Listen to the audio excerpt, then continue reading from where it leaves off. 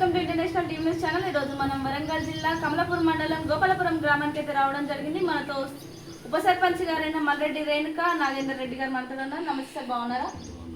Okay sir, as ఉప సర్పంచ్గా వినేందుకు మీకు ఎలా అనిపిస్తుంది? What is your feeling sir? బాగానే ఉంది. ప్రస్తుతానికి కొత్త గ్రామ పంచాయతీలో కొత్తగా మేము ఇప్పుడే రాజకీయాల్లో దిగి ఇప్పుడే ఉప సర్పంచ్గా గెలిచాము. ఓకే సార్, యాజ్ ఉప సర్పంచ్గా వినేందుకు మా ఛానల్ తరపున మీకు congratulation sir. Thank you. Okay sir, మీరు రాబోయే 5 సంవత్సరాలలో మీ గ్రామాన్ని ఎలా డెవలప్ చేద్దాం అనుకుంటున్నారు? డెవలప్ అంటే ఇంతకుముందు చేసిన దాన్ని బట్టి సైడ్ కాలువలు, రోడ్లు, వాటర్ ఫెసిలిటీస్ ఇవన్నీ కల్పించాలని అనుకుంటున్నాము. దీనికి గవర్నమెంట్ ప్రోత్సాహం ఉంటే మేము ఇంకా ముందుకెళ్ళగలుగుతాము.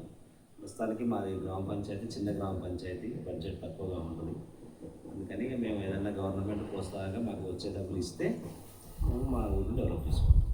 ఓకే సార్, ప్రజెంట్ మీ గ్రామంలో మీ గ్రామ ప్రజలు ఎలాంటి సమస్యలను ఎదుర్కొంటున్నారు? ప్రస్తుతానికి ఏంటంటే వాటర్ ఒకటి ఉంది, అంటే మొన్న సమ్మర్లో ప్లస్ సైడ్ డ్రైనేజ్ బాగుంది. మాకు సైడ్ డ్రైనేజ్ కరెక్ట్గా వెళ్ళడానికి లేదు, అది డెవలప్ చేయాలి ప్రస్తుతానికి. ఓకే సార్, చెప్పాలనుకుంటున్నారా? ఇక మా ఎమ్మెల్యే గారికి ఇప్పుడు మాకు కలవడమే చాలా తక్కువ. ఇంకా ఆయనతో మాట్లాడేది ఇప్పటివరకైతే లేదు.